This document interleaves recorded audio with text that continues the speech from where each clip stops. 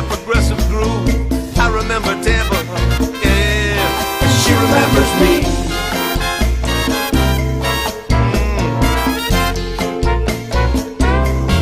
She remembers me. Hi, Tampa Native Show fans. Welcome back to this week's edition of the Tampa Native Show. As we sit here in studio, it's Thursday, but you're watching us on Sunday. Of course you are. It's Sunday morning. It's 10 o'clock. You're probably working on your second cafecito, because if you're like me, you need at least two to get it going in the morning. Welcome back, everybody. I'm your host, Mario Nuñez. You're in for a special treat today. We have with us in studio Arnold Sedafin, a young man, and he's a young man. I can say that. You know, he's younger than me, so he's a young man has an inspirational story to tell you, and you're going to want to stay tuned to hear this, especially as it relates to Tampeño history, Ybor City, Mr. Ybor's city, Vicente Martinez Ybor, and all of that glorious, glorious past. He's going to bring it to life in real palpable terms today in studio. Our guest comes to us by way of Tarpon Springs, but actually Tampa, but actually Miami, and actually Cuba. I'm going to introduce him to you now. My dear friend, Arnold Sedafin. Arnold, thank you so much for being here. This is a show that's been a long time in the making. Thank you so much, Mario, for having me. I'm really honored to sit here in the place where so many great guests have sat that you've had. You know, we were talking about it before we went on the air, and you asked me, how many interviews have you done, Mario? And I think roughly, I've done about 300 plus shows, 350 shows. Interviews like this, one-on-one, this format has been in play now for the better part of about 7 years, right? So our first foray into the Tampa Native Show was public access television. Right. Where if you look at some of those old shows, and if you haven't seen them, you can still see them on our YouTube channel. I've seen them on the YouTube channel. They're amazing. We had a lot of fun. You did have a lot of fun. You know, we dressed up. We had a lot great. of fun. Then we came over here, and arguably the production value, as Mike Beluha will tell you, is really improved. You brushed it up. And we got dressed up a little bit. You know, we stood a little closer to our razor. We got a little more makeup on. The studio is fantastic. And of course, the team here that puts it together every week is doing a great job. So now we're off and running. You guys are great here. And when I get guests like you that have a compelling story, which we're going to get into in a minute, it makes it so rewarding for me. I wish that people could really understand how excited I get when I'm in studio. Number one, just to be telling these stories. And then when I get a really good one. And this is a good one. So, thank you very much. Arnold, tell us a little bit about yourself. Where did you grow up? Who were your parents, your sibling? You know, just give us a little background. Well, my parents, they were born in Cuba, of course, central Cuba. They were from the same town, Fomento, which is Las Villas. I always say if you throw a dart at the center of the island, Santa Clara is right there, and my dad was born in Santa Clara, so that little region of central Cuba is where they were from. And his family, they were tobacco growers, they were cigar makers. My mother's side of the family, same thing, they were cigar makers too. So it's, I guess it's only fitting that this is what I do for a living, you know. But my first, younger years were in New Jersey. Okay. And then we moved to Florida back in the 90s, spent some time in Miami. And then ultimately, because of my love of Tampa and Ybor City and the history, which is our history, correct, I wanted to come here to do this. And that's what I've been here ever since. It's been probably about 20 years already. Siblings, brothers and sisters? Yes, I have a sister. She lives in Miami. She's got a family of her own. She does pretty well. Wonderful. And we have 3 kids of our own, my wife and I. And very happy here. You know? Currently residing in? Spring Hill, believe it or not. That's not a problem. It's just a little further north. It's a little further and a little north. cooler. A little bit cooler. Yeah, you know what? You guys are about 5-7 degrees cooler than we are. You're right. I always look at the map and I'm like, at night it's like 7 degrees. During the day it's the same. But it could be a problem like when your mango tree is trying to make a comeback. Yes. Like just the other day, and it just kind of got killed again. Ouch. Yeah. And don't we love But our I won't mangoes? give it up, man. I won't give it up. And don't we love our mangoes? I love my mangoes. You know, they're a little challenging to eat at times. And the guavas, right? Anybody that comes from an island nation knows that tropical fruit well. And mangoes, they just have, there's something about the smell of a mango whether it's the How about the mamey, huh? The mamey. Exactly. There used to be, listen, when we were growing up, there was an ice cream, I'm digressing now, there was an ice cream store on Armenia, it was called Andy's Helados, on Armenia, just north, I think, of Tampa Bay. And we would go there as a treat on Sundays. My parents would take the 3 boys, and we would get the sherbet that was there. And he had all those flavors. Fantastic. Mamey. He would make it all there, right? He would make it there. And, cocoa. Sure. And so for those of us that know what that is, Do you remember Alfredo and Silvia? They used to have Snack City on Columbus Drive. I do. Yeah, they used to make them Right amazing. across the street from Latan's? Yeah, Snack City, right? Yes, Yeah. of course. That's another iconic, store, memory Yes. for most of us that grew up here. God, we right used on to go Columbus there Drive. and pick up all the ice cream that he would make. I'd have to bring like a styrofoam cooler to take it back home. I love it. Oh, it was love great. it. And the fritas. Come on, stop. They I were haven't good. had lunch yet, so Oh, man. we tape at 1 o'clock, and this is torturous. Oh, It is boy. torturous. So, can you remember, Arnold? Do you have a distinct memory of the first time you actually handled a tobacco leaf? Yeah, as a matter of fact, and I shared this story with someone the other day. So my first exposure to tobacco, like this, I was 14 years old, and my dad said to me, he said, you know what, your grandfather, he's not in the best of health. He's still living in Cuba, and I want you to go to Cuba. I want you to see that for yourself, and I want you to visit him. I said, okay. So, we got a humanitarian visa. This was 1993, and we flew down to Cuba. We went from Havana, we drove 4 hours to Santa Clara, and man, it was raining. It was like one of those nights. It was just raining like yesterday. Torrential rains, yeah. Like yesterday here, Or an all-day Tuesday, rain. right? An all-day rain. Anyway, we finally got there, and if you've experienced that warmth, it was just an amazing experience. I got there, the family was waiting for me at midnight, and it was just Solito? incredible. Fuiste solito? No, I went with Dad. Okay. Went with Dad. We were there for about 10 days. Oh my! It was an amazing experience. But anyway, in the trip, of course, Dad had always told me stories about how Grandpa would roll his own cigars. And I said to him, what I would really like, he says, what's that? I said, I'd like to take some cigars back to Florida, but I want you to make them. He says, that's all right. That's not a problem. So he gives me I think 50 Cuban pesos. And I go down a couple houses to his neighbor's house, and I tell the gentleman, I can't remember his name, the neighbor. I said, look, I'm here. Ramon told me to come, see you because you have leaves that he needs. He said, oh, sure, here. He gives me a bag, puts the leaves in it. I walk 2 houses down, and between him and my uncle, they rolled 50 cigars. The best cigars I've ever had. I guess it was because of the love that they put into No it. question. That was your first experience. That was my first experience. And, it's funny because back then, I said to myself, I've always had this passion, but that just kind of really started the whole thing. Cemented it for you. Yes. And I didn't know. I'm only 14 years old. I'm going to Right, school. that's what I was going to say. What a destiny! I think that was, as we discussed, it was your mother's family, your father's Yes. family. So I had to get into it. it was in your DNA, It was in my DNA. from the earliest days. Absolutely. The smell of tobacco, the smell of cafe. That was That was it. That's our culture, our heritage. It is indeed. I love it.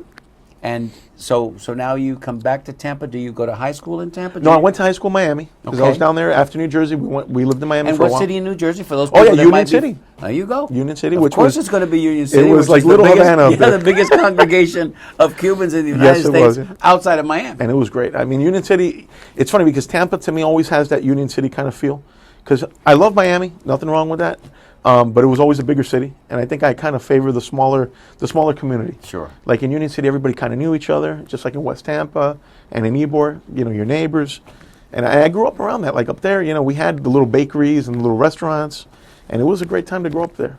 Of course, it's all changed, years later. But I still go back from time to time to visit some of the And you family. had to brave the winters because, of Oh, course, yeah. that's the one thing that Yeah, we're right Cuba across from and- New York City, man. Yeah, Cuba and Tampa doesn't experiences those cold winters. Oh, my God. But you had access to the city. Of course. Did you venture over there yeah, to see it was anything? fantastic. And, maybe see a ball game in Yankee Stadium. My first game, yeah. We went to see the Yankees. I'd go to see the Mets sometimes. As a matter of fact, my coach from Little League, he just bought a house not far from me here in Newport Richey. No. And he's gonna be here on Monday, Cuban guy. So he's probably gonna watch the show. Oh Gonzalo. my God! Of course. Well, give Yeah. Gonzalo a shout. I gotta give him a shout out if he's watching the show. Of course. He's my buddy. I love him to death. Hadn't seen him in many years, and then one day out of the blue, we stayed in touch. We got in touch again. Social media, thanks. Social media, and he says, "Hey, you know what? I bought a house, and I think I'm close to you." I said, "Where's the house?" He says, "Newport Ridge." I said, "It's right around the corner."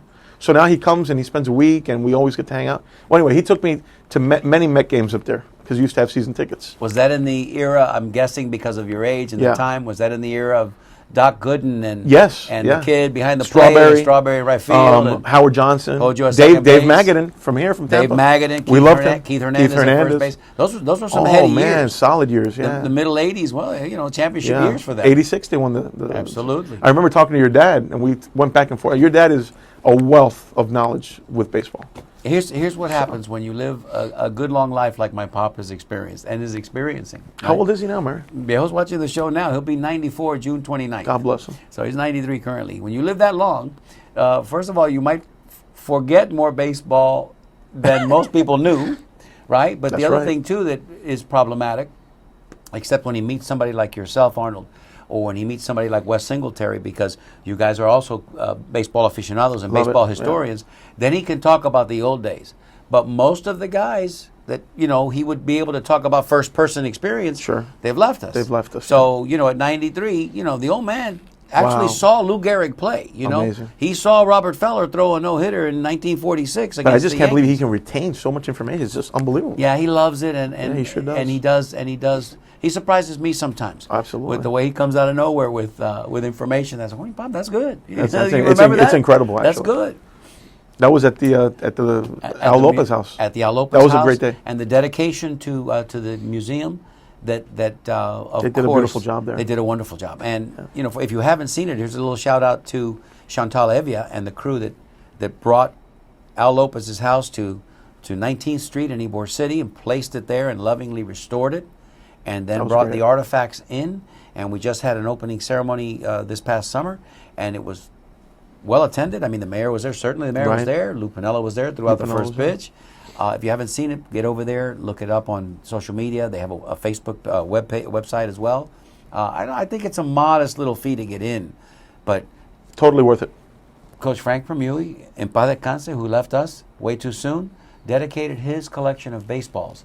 86 baseballs, 86 baseballs. by every major league player that Incredible. came out of Tampa, signed in a case, and he donated his family. So that's where that came from. Okay. Yep, he donated. Wow. His family donated that in his honor. That's amazing. And isn't it cool? I thought it was amazing. Yeah.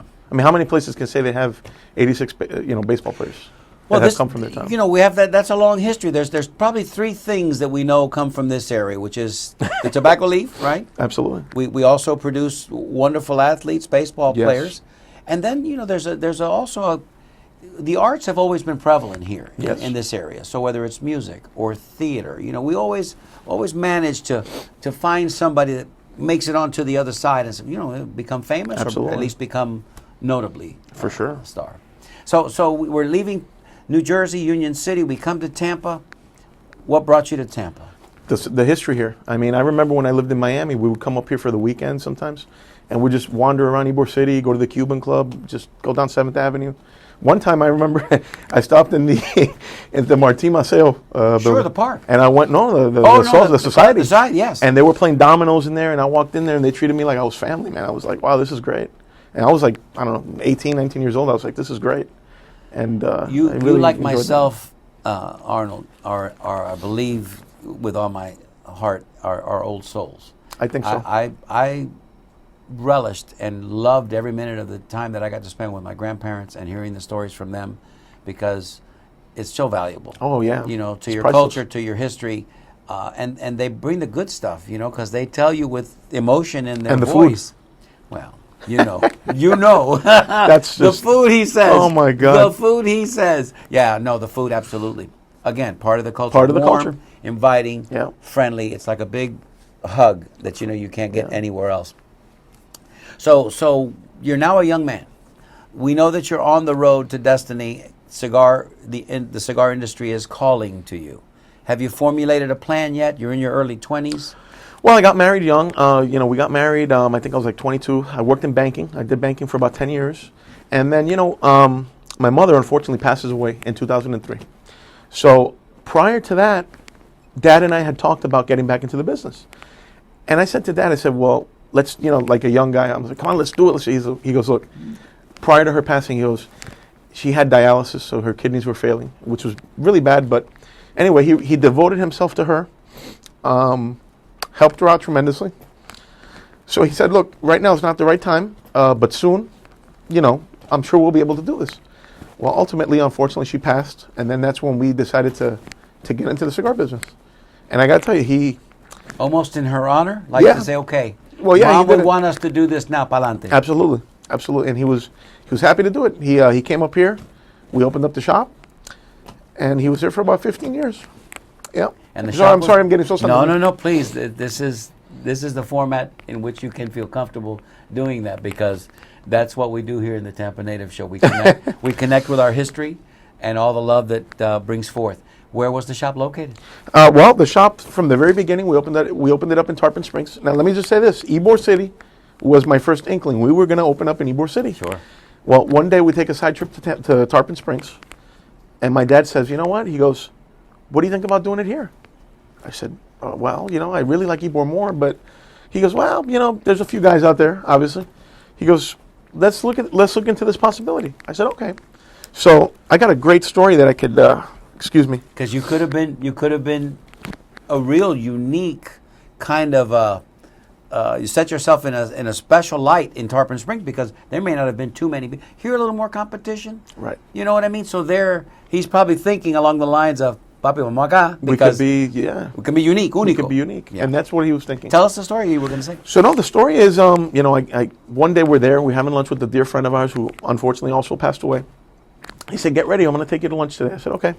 So we go down there. We have an awesome Greek lunch. Of course. And then when we get out, I see this little storefront, and I said to Dad, I said, "Look, they're renting that storefront."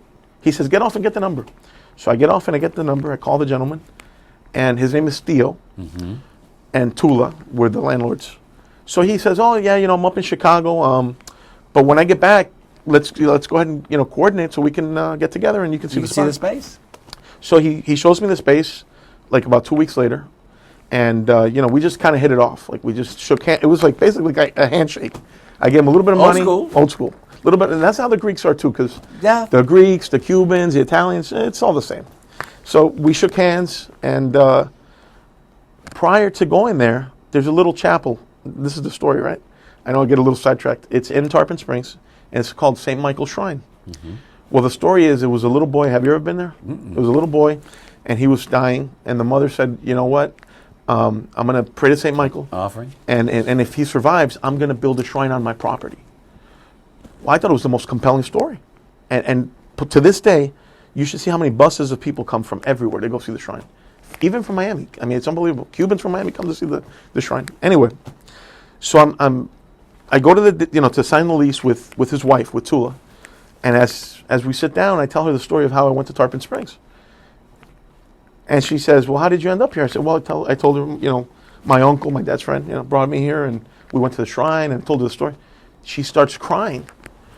And I said, "Oh my God." I said, "Look, if I said something out of context." She says, "No." She says, "That little boy was my father." And I said, "Wow." And he just passed away 6 months before. I said, "Now I feel like I'm meant to be here, like destiny, like you said." No accidents. No accidents. And I've been there ever since. Wow. Can I ring a bell on that one? I hesitated to ring the bell, but now knowing the depth and the breadth of the experience, what led you there and what still has you there. Right. It's incredible. I see a field trip in my future. You got to go. You got to take your now dad. when the weather is amazing. Oh, it's I'm going to grab my father and we're going to go right up hang out, man. Gun Highway and we're going to go all the way to 30 minutes. Carpet Road. Yeah.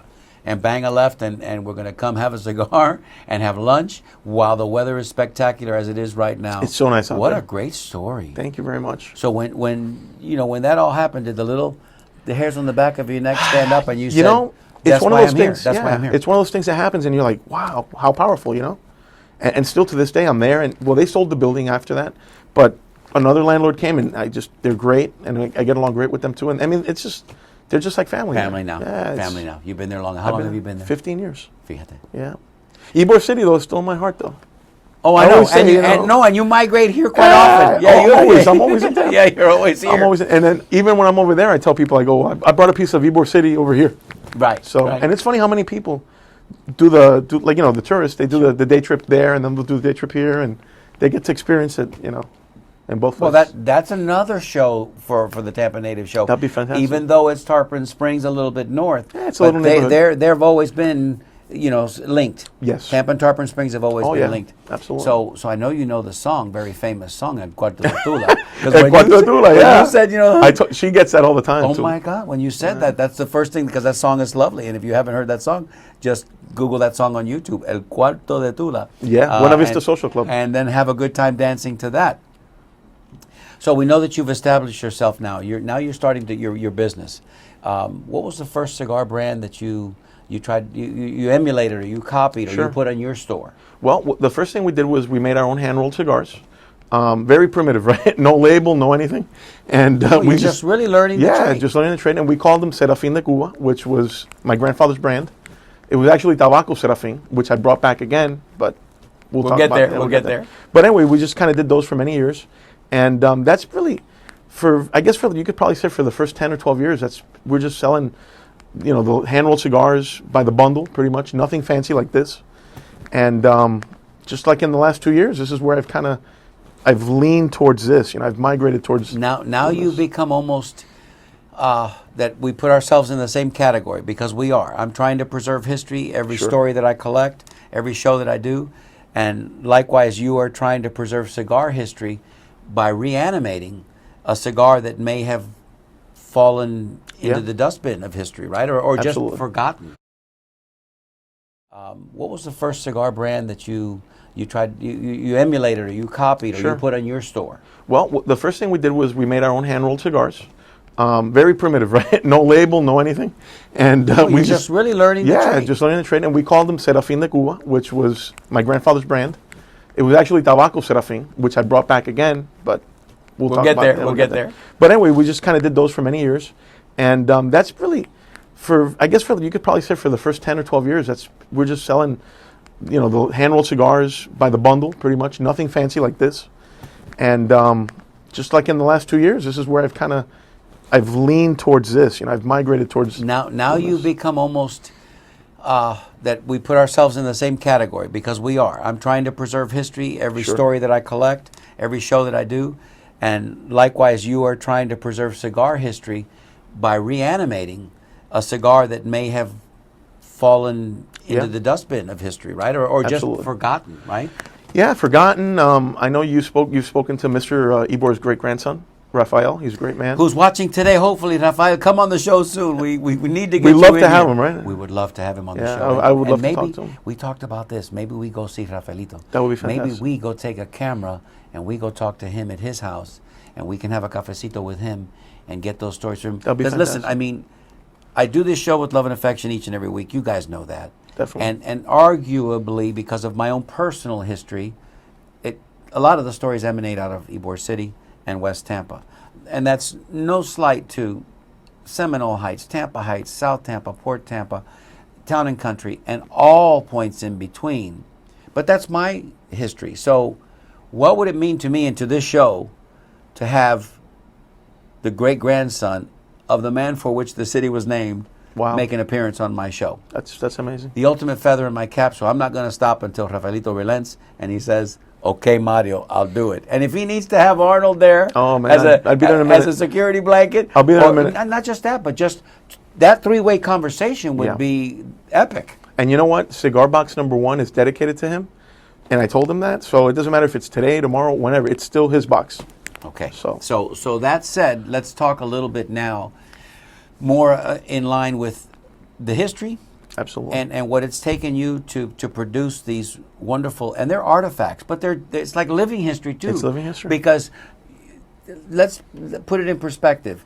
What Arnold has done is he's reanimated some of the original, and in fact, Mr. Ebor's Prince of Wales, right, El Príncipe de Gales, he has actually sought the proper permission from both the Ybor family as well as the labeling concerns and the box itself to recreate what was once the pride of Mr. Ebor's stock and trade. And that cigar was sent all over the world. Yes. Hand rolled here in Ybor City. Put on Mr. Henry Bradley plant's trains to go north towards New York, which ultimately were then loaded onto ships to go throughout Europe. Incredible. So I think we should show some pictures. Sure. I mean, the set is spectacular. It's right here beside us. We will hold some of this up. I'm so proud to bring these back to Tampa here.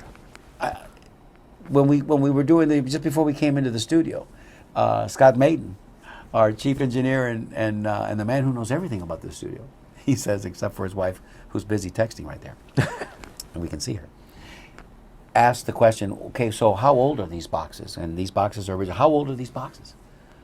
And I'll let Arnold tell the story. So Arnold, why don't you tell us how old these boxes are?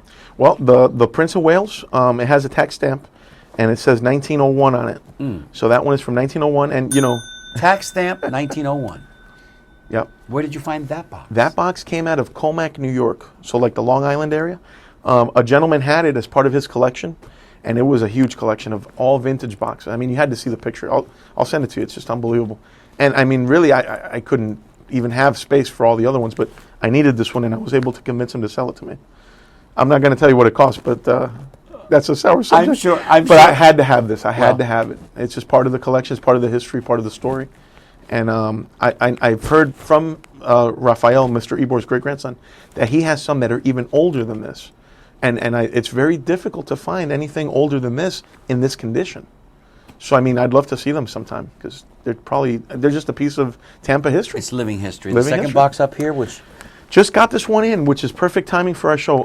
I got that about 2 weeks ago, maybe 3, and it was in Missouri.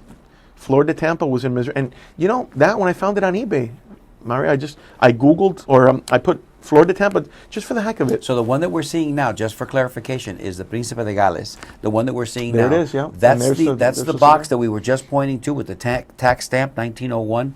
So that was Mr. Ebor's signature cigar. Yep. And it's the Prince of Wales. That's what Príncipe de Gales And it's means. the Prince of Wales. What type of a cigar was it for the people that know cigars? Oh, God. Back in the day when he was making that cigar, he made, I think it was over 50 or 60 different sizes, which was incredible. You know, obviously when... And think about that. Oh, it's unbelievable. Think about that. It's well, his factory, at one time, which of course is still here, right next to the Pasaje Hotel, it was the largest cigar factory in the world in this time. And it was the most recognized, the most famous brand of Havana cigars, you know, which I think is just incredible. I mean... Well, let's show the second box now. Now, this is the box that we were just discussing a minute ago. Oh no, this is Dad's box. This Yeah. is the family namesake. That's my here. my pride and joy. And you know what? Believe it or not, when Dad passed away, I needed something to do to honor his memory, and this was my idea. And it's funny because after I created this box and after we made his own label, I've created all these other ones. So I like to think, like I was telling you, that he's definitely my inspiration because we talked about this many times in creating all these other brands and bringing back this piece of history. I'm not sure. Mira viejo ahí, Don Ramon. Yeah. I'm not sure where the spirit ultimately goes, and that's for another conversation for you and me on another show. We'll talk about that. Yeah. But I can tell you that he's not far away. He's watching. No, he's not far away. And when you're sleeping and when you're recovering from the day's hard work and tomorrow's a new day, that's probably when he's coming to I you feel and he's him whispering sometimes. in I your really ear do. and he's telling you, you know, do Yeah. this, don't do that, be careful with this. Weird and things move have in happened. that direction. I'm telling you, weird things have happened. I guess it's like another show, like you And said. but it's coming to you. Positive energy. Absolutely. Yeah. It's just incredible. Things that have happened and funny things too. I mean, like sometimes I'm looking for something and it just kind of... It falls off the shelf falls off because the he's shelf. pushed it off the shelf. Oh, my God. He's telling you it's over here. It's like, wow. No, it's over here. It's over here. it's- Next image. Oh, my God. Let's see some of these pictures because There's Flor de that's Tampa. the Flor de Tampa. That's the second box that we were talking about here up here. And you can see that it's weathered. It's got a little bit of my age, God. but it still looks immaculate. I wish you could see the inside. We'll have to show the camera because the inside is what I actually use for the label, my label. I can do that. I think I can. Look at the workmanship. And I'm holding the box currently. So if we come back in with camera 1, I'm holding the box and I've got it open. And this is the original paper. There it is. This is the original paper. You can see there at the top. And that's what we use to make the cigar bands. It's the same logo. I mean, this is spectacular. You can see that. I couldn't even believe it when I saw it. It's almost like all the... I mean, I I've been feel like looking... I should be wearing gloves to touch this. Like you know what I mean? Well, like you a know, curator at a museum. this has not left... I made like a little mini museum at the store. So this has not left the store since today, just today. So let me ask the viewers what they think that the cigar box might smell like. Well, this is dated 1904. So it won't smell like tobacco because it hasn't had tobacco in it in a while. But there is a hint. There is a hint of cedar. Because, you know, a lot of times cedar is used to keep the tobacco. Of course, yeah. So I'm just saying. To keep the bugs out even. And because cedar is one of those woods that, you know, the bugs can't mess with it. So, and those people that know me know You know, that it's I have a becoming little bit of- scarce, the cedar. Is it really? Yeah, unfortunately. Throughout the world, yeah. Well, we need to stop harvesting too much cedar and leave the cedar for the real people that have real needs for it. I'm super impressed because I know I've seen cigar rollers work. It's a lot of work, yeah. And a good cigar roller really can maximize his time. Sure. You know, and the hands that roll those cigars. That is a dedicated Oh art. yeah, it's a lot of dedicated work, yeah. art. You gotta like it. You gotta like it. You gotta love it because I otherwise think so. you can't do it. And you can't do it well. Right. You could probably do it, but you're not going to do it with the attention and the care that is With the pride and required love, sure. to produce these types of cigars. Next image, guys, and we're going to eventually get around to the image. There's de the Santa Ela. Elas. So tell us a little bit about this one and the history with this. Oh, this is a great one too. Okay, so I have not done anything with Santa Ela, but you know the building is in Armenia. Of course. So one day, I just found them on Facebook, believe it or not. And the gentleman that had these boxes, he was over here in right around Columbus Drive. And I bought a big box full of these boxes. And I just said, wow, I couldn't believe it. I mean, the condition that this is in is incredible as well. They actually have a little And stamp. it's a lighter wood, too. It's a little bit different. This is the best one out of all the ones. But there's even like, I guess these came out of a pharmacy because there's a sticker back here.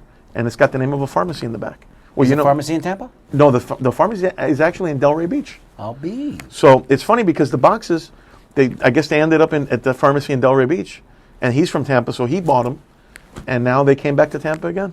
And I'm just old enough, Arnold, to tell you that the cigar box has a lot of purpose and use, right? Sure. So first and foremost, it's designed to hold cigars, obviously. Of course. Cigar box. But beyond that, kids of a certain age would remember Baseball cards, right? baseball cards, your most prized possessions, And you the know, cigar those little box, yeah. Batman Robin rings, Oh, my goodness. the Dakota rings, but also Jewelry, yeah. school supplies. Yes, you're like right. We would take our colored pencils You're and our absolutely right. erasers, and I in some remember that. cases, your compass and your protractor, and we'd keep all those. Oh in my God, the cigar box, protractor. God, right? yeah, I remember that. So I'm just saying, and it was a source of pride. Like I remember going to my abuelo, and he would smoke King Edwards or whatever he would smoke. You know, he wasn't. You say, "Save me the box." Yes, abuelo. When you finish with the box, don't throw it away. I'm like, And so much art behind it, right? I mean, well, of course, and it would. You knew that it belonged to your my goodness. grandfather. But these are immaculate, and these are. I also amazing. have, and I couldn't bring them all, but I have some amazing ones from Arturo Fuente. And Carlos Fuente is a dear friend of mine. Oh, it has to be. He's a dear friend of mine, and I spoke to him probably about 3 or 4 nights ago. He called me, and he said, "Arnold, I got to tell you what you're doing with this." I mean, he's a proud Tampa son. So he said to me, he goes, "What you're doing, I'm really proud of what you're doing, and I'm happy for you, and I'm watching." And I said, "Thank you, Carlito. I'm really honored that you took the time to call." And here's my pitch in camera 2 right now to Arturito, who might be watching. Oh yeah, and let's hope he is. Arturito is Carlos' cousin. Please come on the show with me and Tampa sweethearts. let's carry this conversation. My grandfather used to smoke. Mm-hmm. Let's carry this conversation forward. Not just that, but he used to make the big cigars for Marcelo Oh, Maceda, yeah. the hand roll cigars Wow. that were special for him. Tremendo. Come on the show, Arturo. Let's tell your family story as well, and let's Florida, record- Ybor City. Let's record Yeah. it for posterity so that your great grandchildren in years to come will be able to see your face and hear your voice and hear your family's story, because that's a legacy family yeah. that Oh man, forget about it. Strong they've- roots. They've kept the tradition. And They've kept the anchored us. tradition, and they're They've some of the anch- nicest people in the industry. I mean, they're just a first class family, all the way. 100%. I could not agree with you more. Yeah. So we'll hope to get him on the show For sure. and maybe we'll do a panel discussion. That'd be great. You, me, Rafaelito. Oh wow. You know what That I mean, would be- Arturo? We're all that would sitting be an there, amazing We're show. having a coffee. Oh, my We'll God. go someplace in Ybor City where we get good lighting and good sound, La Teresita. and we talk about the history. Let's do it. I would love that. Next image, guys. We're running now. We got some great pictures to show you. So Arnold, let's talk a little bit about this image here. Okay, well that image is the box that I created for Flor de Tampa. We made it with the glass top box because I wanted people to be able to see the cigars. But really, I just love this image, which is of the 2 nights. And, I have a running joke in the shop about it. You got the 2 nights, you got the gold medals, you've got something that appears to be a castle with like a mountain. I mean, stuff that has nothing to do with Tampa. But, if you think about it, back in the day, there was over 100 factories in Tampa.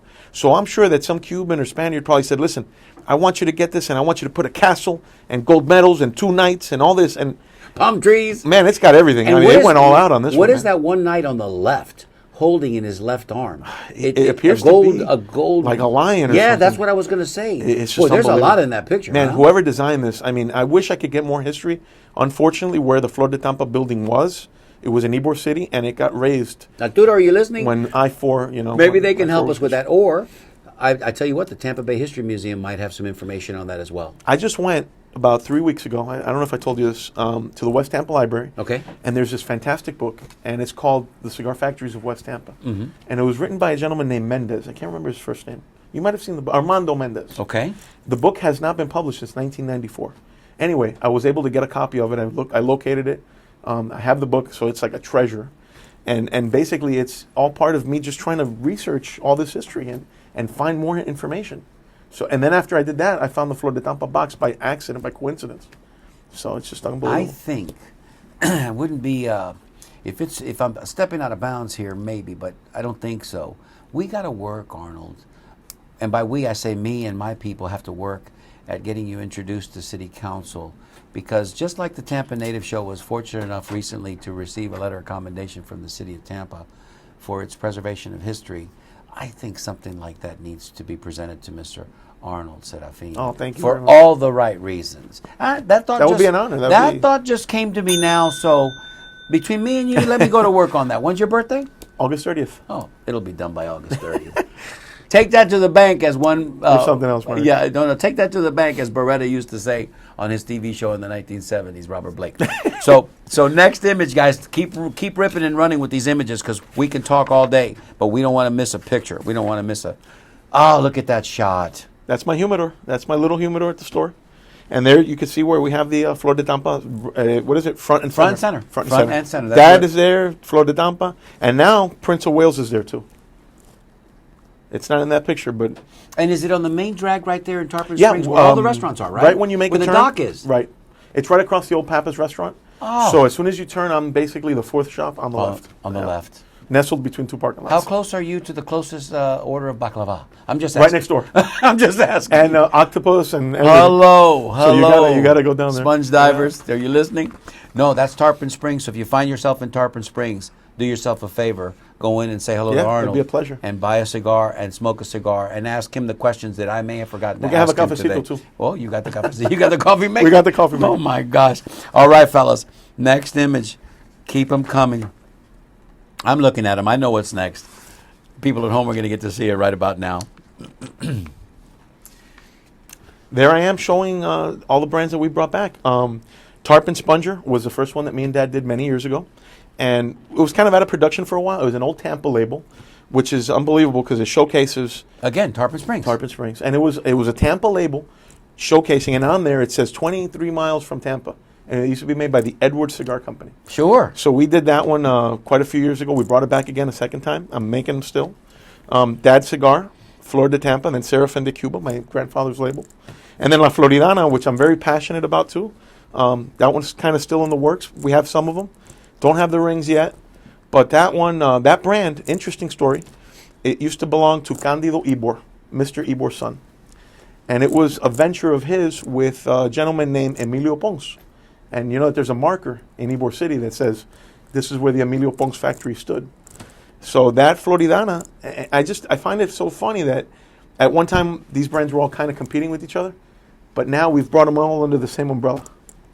Well, because which is incredible. Because it's really the sum of the parts, but it's really the whole that makes the story complete. Absolutely. Right? So when you see all of those aggregate labels all on the same panel, that's, I think, when your heart starts to swell and your heart fills up, because I just can't believe that all these brands have been out of production for so many years. It's such a piece of history that's just been kind of like forgotten.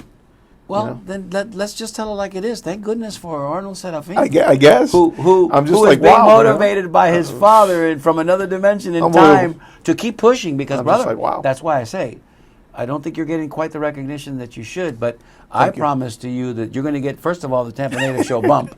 Okay? I can't That's wait. going to happen. The Tampa Native Show bump.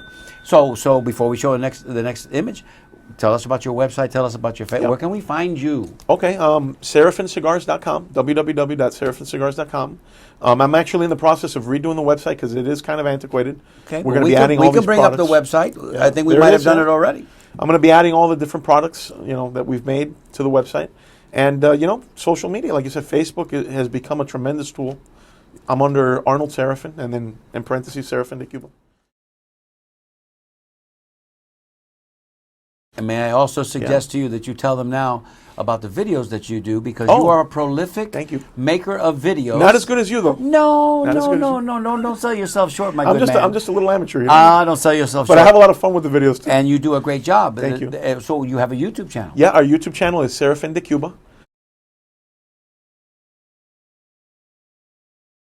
You can go on there and see all the different videos that we've done, and that's everything, mostly history and cigars, a little bit of mob-related history too, which I think is funny. They're all connected. They're all connected, yeah. And thank you very much. Of course. sharing. People need to know where they can find you because the one thing this show is doing is just kind of whetting everybody's appetite. Like, what an interesting story this gentleman has to tell. So I'd like to learn more about him. Well, there you go. You got a website, you got a Facebook page, and you got a YouTube channel. Thank you for sharing that with us. Thank you. Next image, guys. Next image. Because we got pictures here of your dad, too, and we definitely want to show your dad. There's my old man. Yeah. Yeah, he passed away December of 2019. But he loved being at the store. You know what? I bet he had stories, too. Oh, my God, did he have stories. When he left Cuba, he was in Spain for 3 years, too. I forgot to tell you that. So he had amazing stories from Spain and Cuba and Jersey. It's unbelievable. And the migration, Spain was a big part of the migration. Yeah, huge. Mr. Ybor came from Spain Valencia. to Cuba and ultimately to the States. But that holy trinity between Spain, the mother country, Cuba, and Florida in particular, right? It's incredible. Not to say that they didn't go up north because obviously in your situation, Union City was in play. But different generation, though. That's true. Yeah. That's true. But I think it's incredible that you touched on something that's amazing, right? Mr. Ybor, he was such an incredible person, right? I mean, to think that he created Ybor City well into his 60s. He's older than I am now. He was 68 when that all started. Can you imagine doing that at 68 years old? I'm 63, and I can't imagine the energy. I can't imagine the energy that this man had. Yes. And but prior to that, he fell out of grace with the Spanish government. Here he is, being a Spaniard from Valencia, fell out of grace with Spain because he was helping the rebels in Cuba. Right. And ultimately, they said to him, "Listen, you got to get out of here." A friend of his said. Right. So he ended up in Key West, spent 15 years there. And then when he had a choice or a chance meeting with Bernardino Gargol and Manjara, they said, they're growing guavas up in Tampa. Really? You know how they always say they stuck the guava and metieron la guayaba? Right. They stuck them with the guava because there was no guava trees. Right. But he saw an amazing opportunity to come here and buy 40 acres. The humidity, the rain. Perfect place. The sun. Perfect place. Perfect for the guava tree. And closer, like you said, to the mainland and of the U.S. And perfect for the cigar tobacco. Oh, my goodness. The old factories here in Ybor and West Tampa, they had the tower up on top. Right. You know what that was for? To be able to see when the boats were coming into That's the channel. You're absolutely right. Yeah, because I at that read point that. it was probably the highest. Isn't that incredible? Yeah. And that's when they would know that the tobacco came carts from and Cuba. the carts. Send the carts. Send the carts. Because it was horse-drawn carts. Send the carts. Go pick Isn't up. that incredible? Well, and Wow. Mr. Manjara, Eduardo Manjara was credited with having the first horseless carriage in the city of Tampa. There's a very famous picture of him in what amounted to a horseless carriage. It was very primitive, the very first cars. So those guys, Gabino Gutierrez, he was in the mix as well. He was the architect. Correct. Yeah. And the man that platted out the city, because he did an amazing job. Civil engineer. Unbelievable. And the streets and the avenues run east and west and north and south. Perfect. The grid is just like it is in New York. Why? Yes. Because that's where those guys were based. Came from, yeah. So they just brought that here and they said plug and play. You put the template over the city Wow. and said, okay, the streets are going to run north and south. The avenues run east and west. I always tell people that story in my store about, I can picture it in my mind, like sitting in Key West, hearing, there's this little place up there, Swamp, Tampa, whatever. And, let's go up there and go check it out. Vamos para allá. And it was probably over a cigar and a cafecito. No doubt. There's no doubt about it. And look at what we've created today. I mean, I say we because it's our background. It's 100 years later. And to say that we have been good stewards of that history, I think an argument could be made. We could have done a better job. Yeah. And if we had always. recognized maybe during the time of urban renewal, during the time of the 60s and 70s, when people were fleeing Ybor City, if we had just, you don't see it. When you're in the middle of the tormenta, you just don't see it. Yeah. And it takes a little distance. And then, at times it could be too late, too. But you're here today, and you're doing it, and you're bringing it back to life on your show every week. Bueno, and thank you for saying that. For sure. But this is palpable here because this is a direct link. This is what made that go. This is what turned. This is what started the everything. wheel. Yeah, this is what turned the wheel. Everything. And I say it, with a certain amount of orgullo that, it took two things. It took Henry Plant's Railroad and it took Mr. Ybor cigars. But before that, this wasn't much. And a lot of hardworking immigrants that came here from Italy, from Spain, from Cuba. I mean, they all just kind of worked together, you know. Vince Pardo was on the show recently, and he told me in a conversation recently, he said, the Italian immigrant, the Sicilian in particular. Santo Stefano, right? Yeah, Mostly, right? Santo Stefano was one of the 3 provinces, and they didn't fancy themselves necessarily cigar rollers. Right. But what they did was they worked long enough to get a little money. To learn it, right? A little bit. To get a little money to then buy some property to do what they really wanted to do, which was to say raise livestock, farmers, the cows, the pigs. Oh, the bakeries too. They had great bakeries. So we, and the brick masons. What an amazing everything came together. Yeah, everything that came out of Mr. Ebor's dream. Oh my God! And again, he started it at 68. That's unbelievable. He got to see it. He did. Yeah. Not quite in full flower, because it was probably in full flower in the teens and in the 20s, and ultimately after the Depression things changed, but he started the ball rolling. Wow, what an and the other guys came in and said, you know what, we'll just keep it going because aquí se puede hacer plata. Remember Field of Dreams, if you build it, they will come? And they did. Yeah, they sure did. And they did. Show us another picture, guys. This is great, Arnold. Thank you for sharing I'm having a ball here today. Thank you for sharing this history. This is so spectacular. There's my dad and my son Brandon, and he's at the helm too. Can't tell that there's a family resemblance there. Too much. Brandon is at the other store that we have up in Spring Hill, and he's my 5th generation in the family doing cigars. Yeah. That's beautiful. I couldn't be prouder. And he just turned 21. So that's his great grandfather was Ramon, Don Ramon. Don Ramon was his great grandfather. And then Antonio was my great grandfather. How about that? From the Canary Islands, yeah. See, the Canarias. So, how many people out there watching right now say, well, I got, my tía was from the Canarias, my abuelos were from there. Let me just share this. That's the migratory path that they took. Oh, yeah, and with cigars. Cuba, Puerto Rico, too. The Canarios, they were the ones that were like the laborers, like the sugar cane, the tobacco. It's funny how, even like in colonial Cuba, you had like Los Gallegos, they had like the grocery stores. Then you had Los Asturianos. They were a little bit, not smarter, but they were a little bit more refined, I guess. The people from Barcelona too, they had like bigger businesses, and then the Canarios, they were the agriculture. Right. The guys that got their hands, yes. They had gallos on their hands because they worked with the tools, the implements. Right. It's incredible. And in Louisiana, which shares a very similar history. Come on. They have 2 divisions, 2 battalions during the Civil War, and one of them was called the Louisiana State Tigers, like the school, Los Tigres de Louisiana. And it was a Spanish division of mostly Canary Islanders that fought for the Confederacy. Tough people. Tough people. Yeah.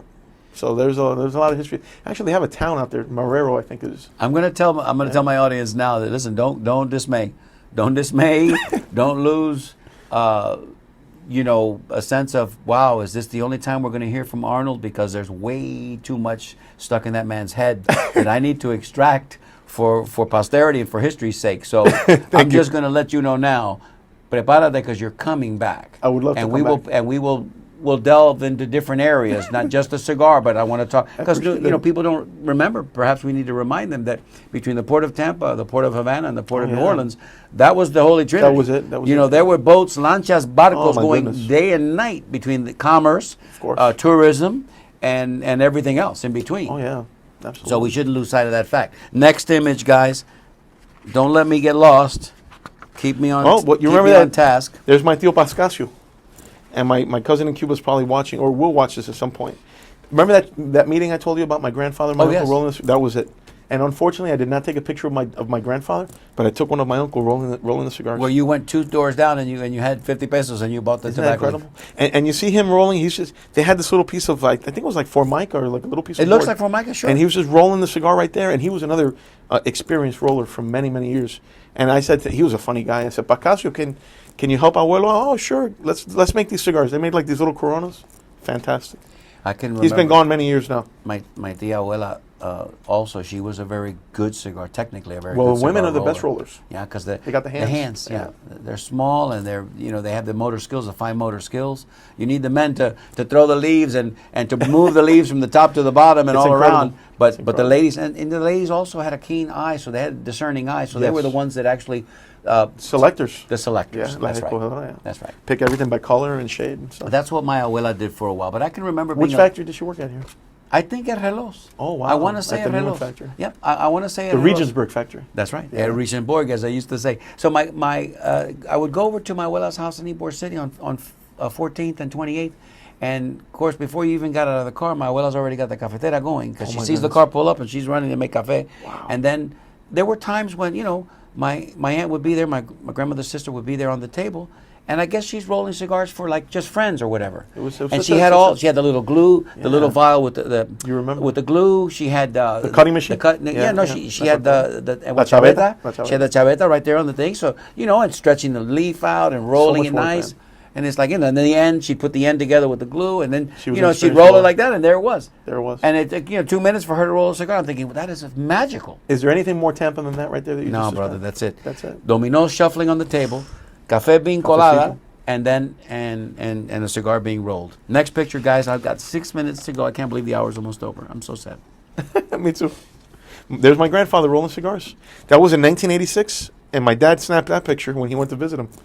And I treasure that picture. I have it up at the shop. How could you not? Yeah. That's beautiful. He loved cigars. I wouldn't be here today if it wasn't for him. So we're going to make a cigar in his honor, too. That's your abuelo, Yep. Don Ramon. That's beautiful. The original. Next image, guys. And get emotional, brother, because I'll be right there with you in a minute. Give me a minute. Oof. There's Dad in front of Mr. Ebor's factory. Yeah, that was... I regret not having had the opportunity to meet your pop. You guys would have hit it off. No, man, come on. Yeah. And he loved baseball, too. Huge baseball fan. Yeah. He instilled it in me. He always used to say I was a bad baseball player, though. But yeah, there's the marker that says, founding of the cigar industry in Tampa, right across from the Pasaje Hotel. Cuban Club is right down the street, too. And, that's where Jose Marti came. Absolutely. That famous picture. That famous Of picture, him which making I an think address we have on the it here. steps, yep. Yeah. Interesting note about that, too, if you want to share that, is... Please. So Mr. Ebor creates El Príncipe de Gales in 1853. And Jose Marti was born in 1853. Imagine that.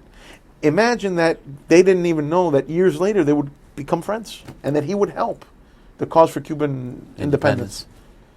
That's just incredible. Have you been back since you were back as a 14-year-old? No, I haven't been back again. Are you thinking about maybe I would you love to might? go back, yeah. I just, I have hard feelings towards that government. But, I know. Hopefully one day we'll be able to get past it. I mean, if they would be willing to do some changes there, then I would be willing to go. Even modest changes. Yes. Not even changes for me or for you. Changes No, for for the them. Cuban For people. them, of course. They need to live better. I mean, I've been there twice, and I've seen. I've been there actually 3 times, and You know what I'm once talking was about. on a cruise, and twice with a group, and it does. It's Te da hard. pena, te da Yeah, pena. of course. Lástima. But I will say this about our brothers and sisters that remain there, because I know I have familiares that are Sure. still there. Some of the most resilient people. Oh my God. They don't have lemons anymore. Now they have lemon rind, and they're still making lemonade. Yeah. Some of the most patient people wonder where they're going to go. What are they going to do? Right. They have to just aguantar. Tienen que seguir Aguantar. pa'lante, yeah. But there's a comodidad there. There's still an humanidad. So, Yes. you go there, and Humanity, yeah. there's still a kindness, Oh, yeah. even despite all of this. And I Absolutely. say, like I say all the time. And they still joke. They still make jokes. come on, man, and they still make great music. They still really interesting. Yes, and Arnold's coming back. He already told me. With his eyes, he told me he'll be Oh back. boy, No I'll be worries. back anytime you tell me. Next image, guys, with about 3 minutes to go. Is that right? Is that what you told me? There's Mr. Ebor. Oh, there he is. There he is, the cigar pioneer that created a big thing here. The man- I can't even say enough things about him. And what What an must inspiration. it have been like to did he speak with a Cuban accent? Did he retain his That Spaniard accent? that's an interesting question. I wish we I don't could know we don't that. have an audio phone No. recording of his voice even. We don't know. Did he have a high pitched tenor? Did he have a basso profundo? Right. Did he talk? He seems like a you figure smoking- soft-spoken guy, right? You figure, yes, he did. He His did image, seem that, yeah. soft eyes. Yeah. and- Very kind man is what I've read. There you go. He helped a lot of people, and he used to have a big Christmas party when he started his factory. And in part why he would do it, because a lot of the cigar rollers would go back to Cuba for the holidays. Sure. So he said, "Man, I got to do something to Keep keep 'em them here." here." And at the same time, it was a beautiful thing, right? Like La Casita, they could pay for the casita out of He was the money that they earned. He was a pioneer, not just in the Yeah. cigar industry, but in everything having to do with society at Yes. large, right? So He was ahead of his time. He knew it. Yes, he was. Yeah. Yes, he was. And I think that maybe we should make a pact, you and me, right now, that for the next 5 years, we're going to sing his praises to the point that we're going to make sure that the rest of the country knows about him. and appreciates him. I agree. Right? I agree. They may know about him now, but they may not know just the gravity with which he transformed this part of forget Florida. about it. And the history of Cuba. I mean, there's a painter that painted my dad's painting in Cuba. Excuse me. And you'll see it in that little postcard that I gave you. And when I told him what I was doing with the Príncipe, he couldn't believe it. He said, you know, Arnold, he goes, there's a man who has been forgotten in Cuba, in Cuban history, and it should not be that way because he did so much. We're going to make that happen. So before we grab the mug to do our salute and happy days, I just want to say that Arnold brought me a gift today, and this would be a good time. Do you have it here, Arnold? Do you want to show that? Okay, so, yeah. And there's also a box in here that Arnold dedicated to me, so I don't even know what to say. This man It's my pleasure. You know, I don't know what to say. He won me over with hello a long time ago. And he keeps showering me with cigars. And I'm going to smoke them all. And I'm going to give some away as well. There's the painting. And that's the painting. And it looks like it might be an Arnold Martinez that, with the... It's very similar. The gentleman paints in Cuba the same way. And With his name café and is tabaco. Milton, yeah. Café Tabaco and red wine as And he well. created the hat out of tobacco leaves and everything. It's incredible. What a great history you have. What a great history you share. Thank you. And shared with us today. I'm honored to be here. I really am. No, brother, please. This is just the beginning. Let's put this in perspective. We're not by any means through with this conversation, and we have work to do. We have work to do. I fill the shoes of a lot of great people that have been here in the show. Arturo, are you listening? Come do the show with us. Let's grab that mug. So, ladies and gentlemen, you got your education today, and we hope you were entertained, and we hope you were also enlightened a little bit as to what it really took to make Ybor City what it is. And this great gentleman right here is carrying on in those traditions Thank you, for his Mario. grandfather and his father as well. All right, so on behalf of everybody that puts this little show together each and every week with love in their hearts, for you guys out there watching, that's my dear friend, Arnold Sedafin. Appreciate I'm it. Mario Nuñez. Salud and thank happy you. days. Thank you for having me. We love you, Tampa. It's an honor. Thank you, brother.